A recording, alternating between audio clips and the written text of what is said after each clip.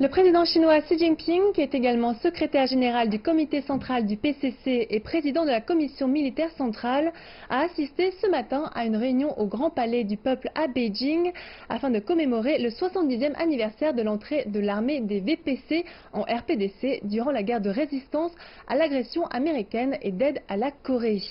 Il a aussi prononcé un discours très important lors de la réunion dans lequel il a souligné, je cite, que le grand esprit démontré par les vétérans de l'armée des VPC devait se transmettre de génération en génération au service de la réalisation des objectifs des deux centenaires et du rêve chinois du grand renouveau national.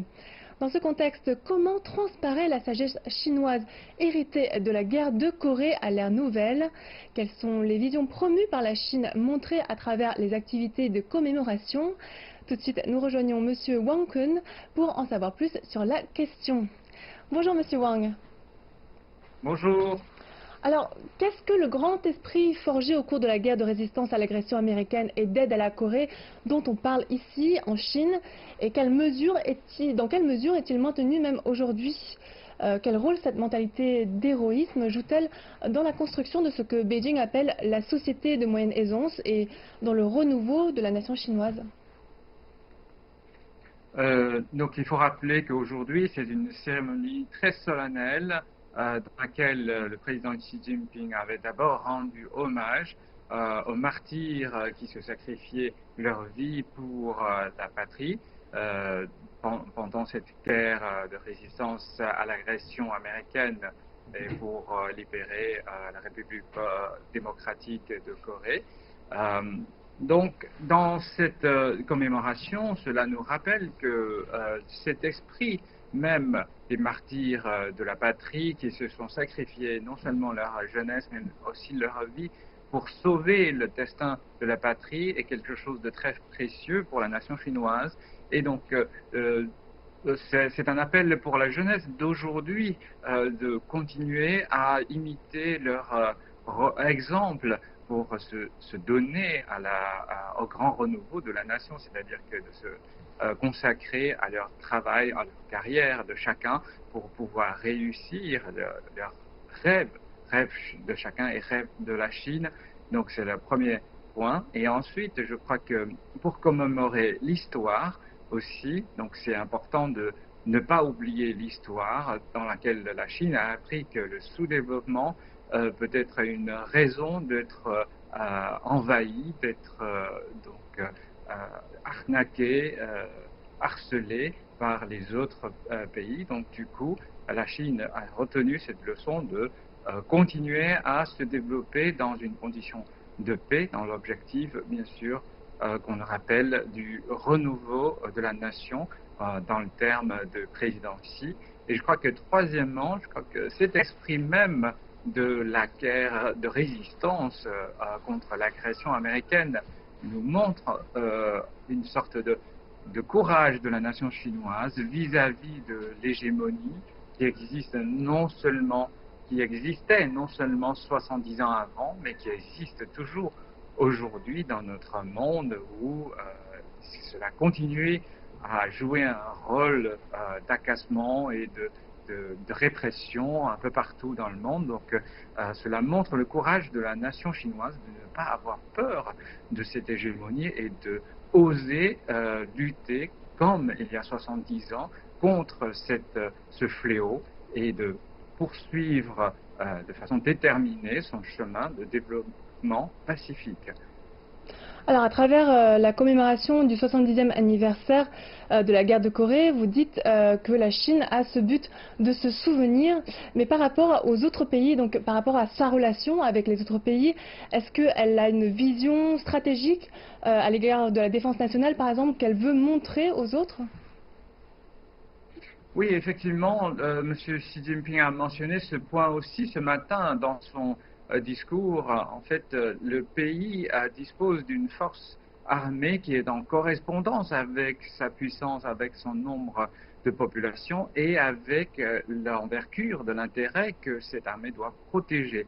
Donc il appelle ça dans un terme de coordination entre le développement et la sécurité du pays. Donc il faut bien maintenir cet équilibre entre les événements et la capacité d'assurer la sécurité de notre nation. C'est pour cela qu'il a proposé la construction d'une armée de premier rang du monde et en plus de garantir la sécurité du pays et de notre peuple, ainsi que d'assurer l'intégrité du territoire qui est toujours, donc jusqu'à aujourd'hui, jusqu'à maintenant, une question d'importance et finalement de protéger l'intérêt du pays dans la coopération, dans le développement des relations avec les autres pays. Donc on a réaffirmé que le développement de l'armée chinoise est d'une manière défensive, c'est-à-dire nous ne sommes pas agressifs, nous ne cherchons pas à occuper le terrain chez les autres, c'est une force